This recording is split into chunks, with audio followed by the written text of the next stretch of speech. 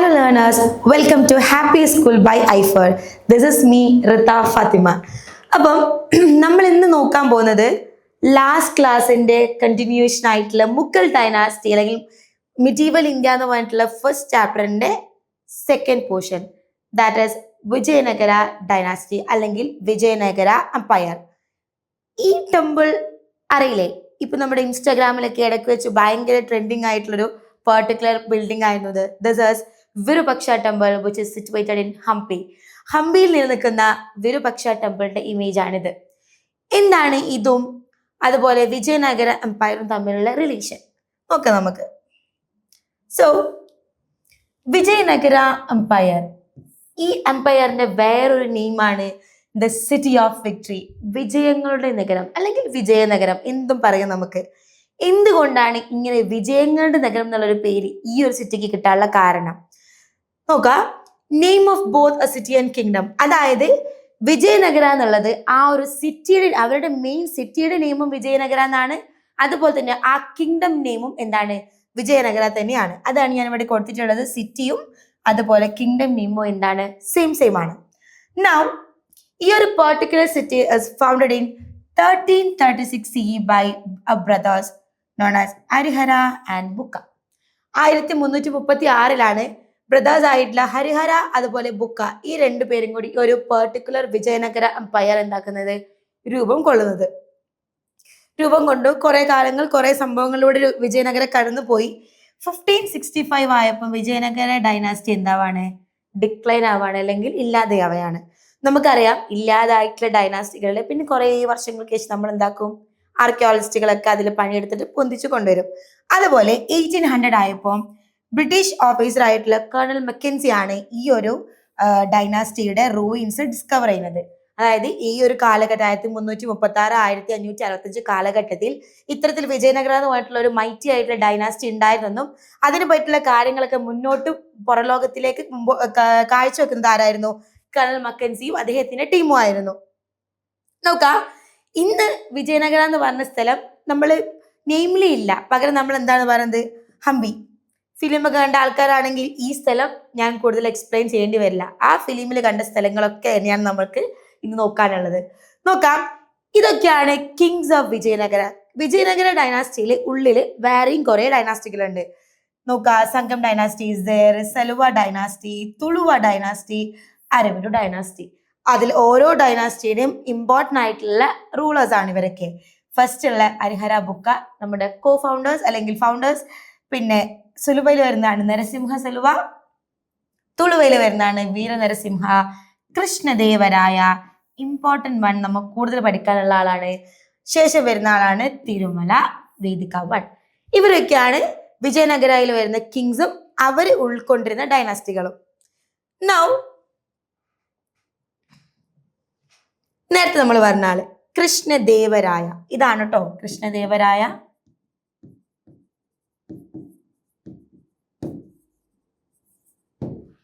നോക്കാം, ഇദ്ദേഹത്തിന്റെ കാലഘട്ടത്തിലാണ് അല്ലെങ്കിൽ ഇദ്ദേഹത്തിന്റെ കാലഘട്ടമാണ് വിജയനഗര ഡൈനാസ്റ്റിയുടെ ഗോൾഡൻ ഏജ്, സുവർണ കാലം. എങ്ങനെയൊക്കെയാണ് സുവർണകാലം?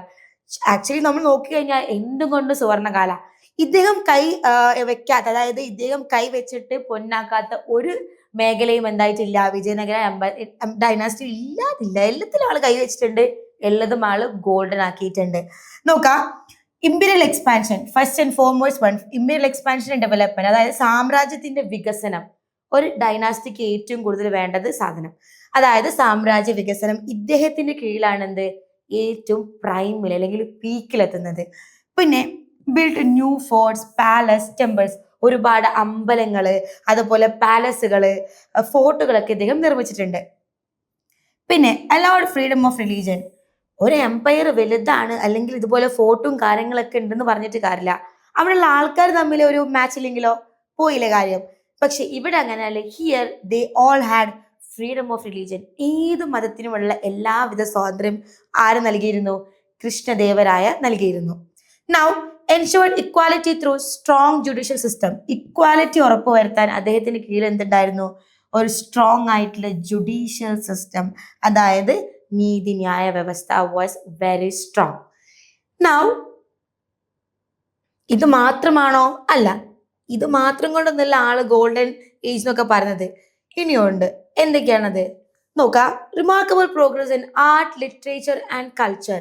അതായത് ഇപ്പം സാഹിത്യം എടുത്താലും ആർട്ടായാലും എന്തെടുത്തു കഴിഞ്ഞാലും ഈ ഒരു ടൈം തന്നെയാണ് പീക്ക് ടൈം. അതുപോലെ തന്നെ ഇദ്ദേഹം തന്നെ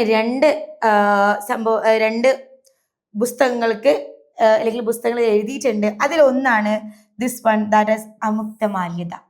രണ്ടാമത്തേത് ഇതാണ് ജാമ്പവതി കല്യാണം. അദ്ദേഹം എഴുതിയിട്ടുള്ള 2 ബുക്സുകളാണ്. അതുപോലെ സപ്പോർട്ടഡ് തെലുങ്കു, കന്നഡ ആൻഡ് തമിഴ്. ആ ഒരു സൗത്ത് ഇന്ത്യ ആണല്ലോ. സൗത്ത് ഇന്ത്യയിൽ നമുക്ക് ഒരുപാട് ലാംഗ്വേജസ് ഉണ്ട്. അതായത് കേട്ടാൽ ഒരുപോലെ എന്നാൽ ചെറിയ ചെറിയ ബന്ധങ്ങളുള്ള കുറച്ച് ലാംഗ്വേജസ്. അത് ആ ഒരു സംഭവം ഇദ്ദേഹത്തിന്റെ കാലഘട്ടത്തിലുണ്ട്. അതുകൊണ്ട് തന്നെ ഇദ്ദേഹം തെലുങ്കുവിനെയും കന്നഡയെയും അതുപോലെ തമിഴിനൊക്കെ ഒരുപോലെ സപ്പോർട്ട്. അല്ല അത് പറഞ്ഞ ആൾക്കാരെ ഓക്കെ, അവരത് പറഞ്ഞോട്ടെ ഇവരത് പറഞ്ഞോട്ടെ, എല്ലാവരും ഒരുപോലെയാണ്. നൗ ഏതൊരു കിങ് ആണെങ്കിലും എത്ര ഗോൾഡൻ ആണെങ്കിലും എത്ര പവർഫുൾ ആണെങ്കിലും ആളെ ഹെൽപ്പ് ചെയ്യാൻ എപ്പോഴും നമുക്കൊരു പവർഫുൾ ടീം വേണം. ഇദ്ദേഹത്തിന് അതുപോലെ തന്നെ ഒരു പവർഫുൾ ടീമായിരുന്നു. ഇദ്ദേഹത്തിന്റെ കീഴിലുണ്ടായിരുന്ന 8 സ്കോളേഴ്സ് അദ്ദേഹത്തിന്റെ കോർട്ടിലുണ്ടായത്, വിച്ച് ഇസ് നോൺ ആസ് അഷ്ടദിഗ്ജാസ്. മലയാളത്തിൽ അഷ്ടദിഗ്ഗജങ്ങൾ എന്ന് പറയും. ഇവരാണ് ഇദ്ദേഹത്തിനെ സപ്പോർട്ട് ചെയ്തിട്ടുള്ളത് കോർട്ട് കാര്യങ്ങളിൽ. രാജാവ് മാത്രം വിചാരിച്ച് നടക്കില്ലല്ലോ. അപ്പം ഇദ്ദേഹത്തിന് സപ്പോർട്ട് ചെയ്ത ആൾക്കാരായിരുന്നു ഈ ഒരു 8 പീപ്പിൾസ്. നൗ എങ്ങനെയാണ് വിജയനഗര അഡ്മിനിസ്ട്രേഷൻ സിസ്റ്റം, ഈ ഒരു രാജ്യത്തിന്റെ അല്ലെങ്കിൽ ഈ ഒരു ഡൈനാസ്റ്റിയുടെ അഡ്മിനിസ്ട്രേഷൻ സിസ്റ്റം എങ്ങനെയായിരുന്നു നോക്കാം. ഇവിടെ ആരാണ് ഏറ്റവും മുകളില്?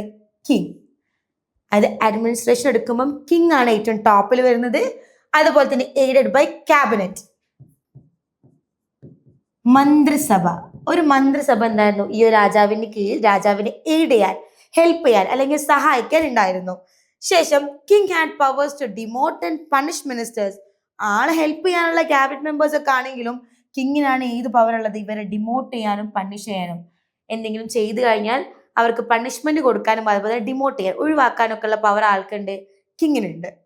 നൗ ഹോൾ കിങ്ഡം, അതായത് വിജയനഗര എംപയർ എന്നുള്ള മൊത്തം കിങ്ഡമിനെ കുറച്ച് ഡിവൈഡ് ചെയ്തിട്ടുണ്ട്. അതിലൊന്നാണ് മണ്ഡലം, അതായത് പ്രൊവിൻസ്.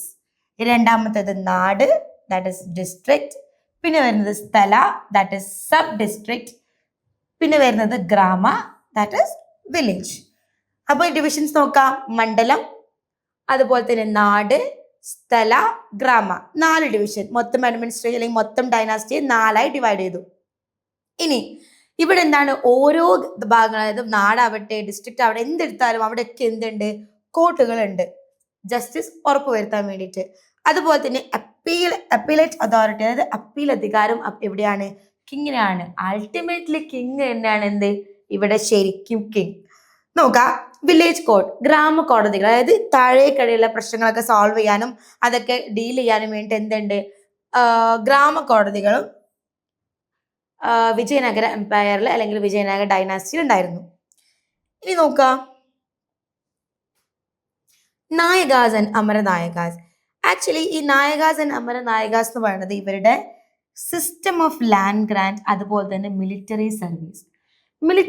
അതായത് നമ്മുടെ മിലിറ്ററി സർവീസും ലാൻഡ് ഗ്രാൻഡ്സും കൂടി ഇവരുടെ എന്താണ്? ക്ലബ്ഡ് ആയിട്ട് അല്ലെങ്കിൽ ഫ്യൂഷൻ ആയിട്ട് കൂടി ചേർന്നും കൊണ്ടാണ് എവിടെ ഉണ്ടായിരുന്നത്?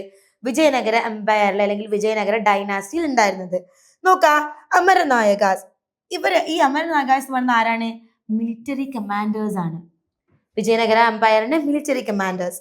ഇനി ഇവരൊക്കെ എന്ത് അഡ്മിനിസ്ട്രേഷൻ? അവർ നോക്കിയ ലാൻഡ് ആണ് ഇത് അമര ലാൻഡ്സ്. അവർ നോക്കുന്ന ലാൻഡ് അമര ലാൻഡ്സും നോക്കുന്ന ആൾക്കാർ അമരനായകാസും. ഇനി അതിൽ ഇവർക്ക് എന്ത് കളക്ട് ചെയ്യാം? ടാക്സ് കളക്ട് ചെയ്യാം. ആ ടാക്സ് ഇവർ 2ആയിട്ട് ഭാഗിക്കും. ഒന്ന്, ഒരു ഫിക്സഡ് എമൗണ്ട് ഇവരെ ആർക്ക് കൊടുക്കണം? കിങ്ങിന് കൊടുക്കണം. രണ്ടാമത്തെ എമൗണ്ട് വെച്ചിട്ട് ഇവരെ കീഴിലുള്ള ഇൻഫാൻട്രി, അതായത് കാലാൾ, ഹോഴ്സ് കുതിരകൾ, അതുപോലെ തന്നെ എലഫൻസ്, അവരുടെ ആർമി സംഭവങ്ങൾ, അതിനൊക്കെ ഇവരെന്താക്കണം? ഫൈനാൻഷ്യൽ എയ്ഡുകൾ കൊടുക്കുക. അതായത് ഈ അമര ലാൻഡ് എന്ന് കിട്ടുന്ന ഹോൾ എമൗണ്ടിന് ഇവർ കുറച്ച് എമൗണ്ട് കിങ്ങിന് ഫിക്സഡ് ആയിട്ടുള്ള എമൗണ്ട് ആയിട്ടും അതുപോലെ ബാക്കി വരുന്ന എമൗണ്ട് ഈ കാലാൾ, അതുപോലെ കുതിരകള്, ആനകളൊക്കെ മെയിൻറ്റെയിൻ ചെയ്യാൻ വേണ്ടി ഇവർക്ക് യൂസ് ചെയ്യാം. ഇനി നേരത്തെ പറഞ്ഞതുപോലെ ഇതിങ്ങനെ ഒരു ഫ്യൂഷൻ ആയതുകൊണ്ട് ഈ ഒരു സിസ്റ്റം, അതായത് നായക അമരനായക സിസ്റ്റം എന്ന് പറയുമ്പോൾ അതിൽ 2 കാര്യങ്ങൾ ഉൾപ്പെടും. മറന്നുപോയത് സിസ്റ്റം ഓഫ് ലാൻഡ് ഗ്രാൻഡ്സ്, അതുപോലെ തന്നെ മിലിറ്ററി സിസ്റ്റം കൂടി. ക്ലിയർ? നൗ അടുത്തത് നോക്കാം, വിജയനഗര സൊസൈറ്റി. എങ്ങനെയാണ് വിജയനഗര സൊസൈറ്റി നിലകൊണ്ടിരുന്നത്? Comprised of various caste and religion.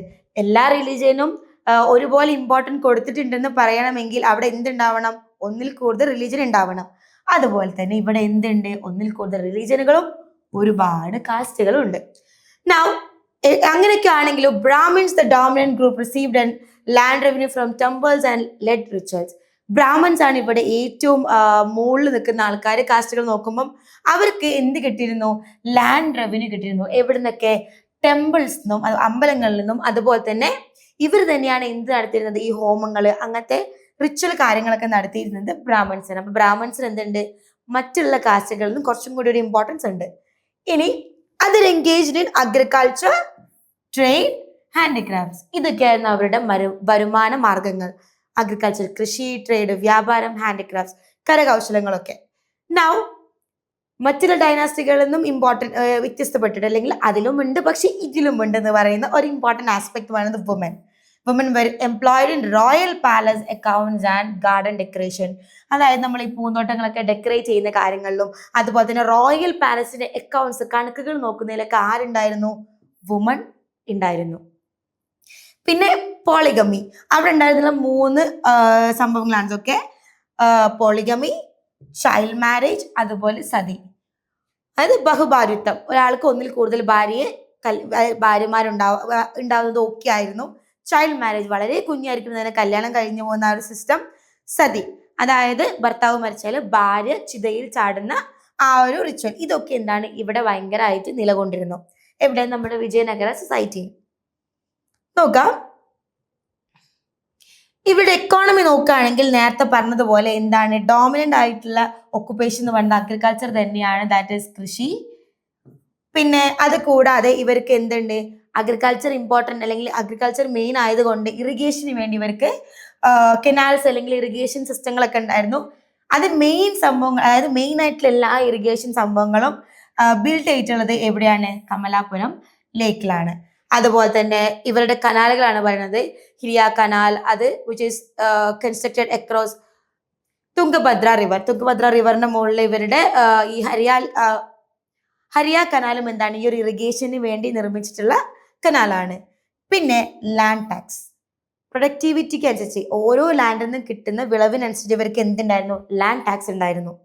Professional tax, building tax. Land tax മാത്രമൊന്നുമല്ല, ഇന്ന് നമുക്ക് ഉണ്ടായിട്ടുള്ള പല ടാക്സുകളും അന്നേ ഇവർക്കുണ്ട്.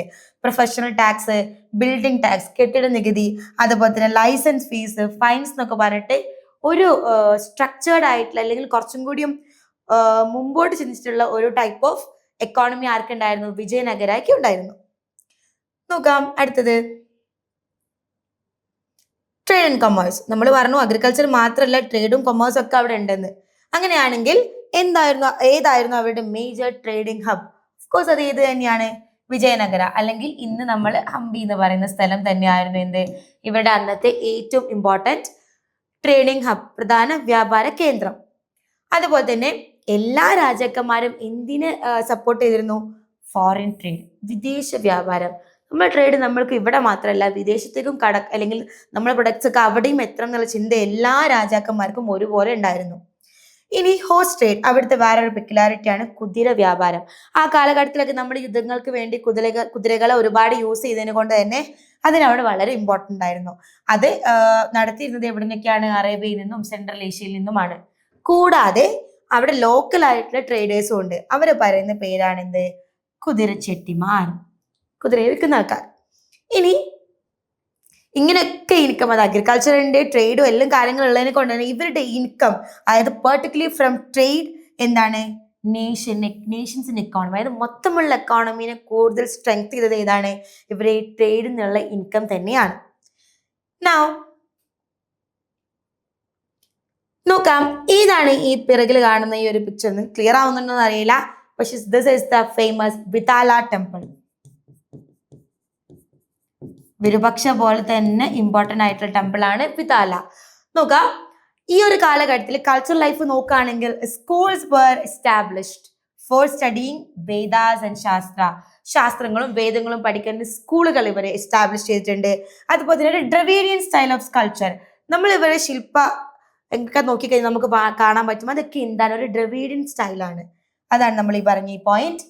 അതുപോലെ തന്നെ ഗോപുരാസ്, ഏതൊരു ടെമ്പിൾ നോക്കുമ്പോൾ ഗോപുരങ്ങൾ ഇവരുടെ ഒരു പെക്യുലാരിറ്റിയാണ്. അതും ജൈജാന്റിക് ആയിട്ടുള്ള, എങ്ങനെ ആ ഗോപുരം അല്ലെങ്കിൽ അത്രയും ആ ഒരു ഹ്യൂജ് സിംഗിൾ സ്റ്റോൺ എങ്ങനെ മുകളിൽ കയറ്റുന്നുള്ളത് ഇപ്പോഴും എന്താണ് ക്വസ്റ്റ്യൻ മാർക്ക് ആണെങ്കിൽ പോലും that was their prime peculiarity, ഗോപുരാസ്.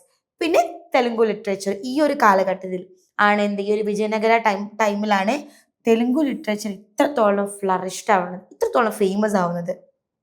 അതുപോലെ തന്നെ ഒരുപാട് സാൻസ്ക്രിറ്റ് വർക്കുകൾ റീജിയണൽ ലാംഗ്വേജിലേക്ക് എന്താക്കിയിട്ടുണ്ട്, തർജ്ജമ ചെയ്തിട്ടുണ്ട്. ബിക്കോസ് സൗത്ത് ഇന്ത്യയിൽ ഒരുപാട് ലാംഗ്വേജ് ഉണ്ട്, സാൻസ്ക്രിറ്റ് ഡോമിനന്റ് ലാംഗ്വേജ് ആണെങ്കിലും സാധാരണക്കാർക്ക് വായിക്കുന്നത് എന്താക്കണം, റീജിയണൽ ലാംഗ്വേജിലേക്ക് ട്രാൻസ്ലേറ്റ് ചെയ്യണം. അതിന്റെ ഭാഗമായിട്ട് ട്രാൻസ്ലേഷൻ നടന്നിട്ടുണ്ട്. നൗ അതേ ഉള്ളൂ. So this is all about Vijayanagara dynasty, അവരുടെ culture, economy, everything. So I hope this video is very useful for you, and thank you. See you next time.